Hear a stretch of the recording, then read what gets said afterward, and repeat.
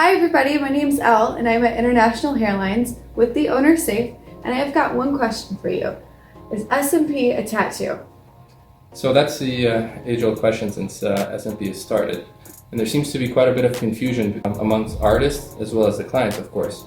Is SMP a tattoo? So technically speaking, yes, it is a tattoo. You're using a needle to implant pigment into the skin. So by definition, it is a tattoo. What makes it different, however, a couple of things. Recently, manufacturers of inks and needles and machines have paid more attention to SMP and have made equipment that is specific to SMP. But even before that, the main difference between SMP and tattooing is that even though both of them are permanent, with SMP, because of the technique, it tends to fade more over time. And with that fading, it makes it more malleable. So you can adjust the hairline, you can change the whole look of SMP if done correctly.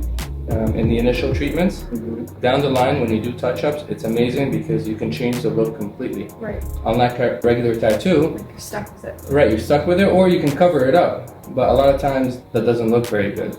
With SMP, if done correctly, down the line, you can make it look more natural, softer, more receded, sharper hairline. I do touch-ups and I change the look all the time. So that's a really cool thing about SMP, and that's the main thing that's different from SMP versus regular tattooing. Awesome. Okay, well I think we've got my question answered. Stay tuned for more from International Hairlines. Thanks guys.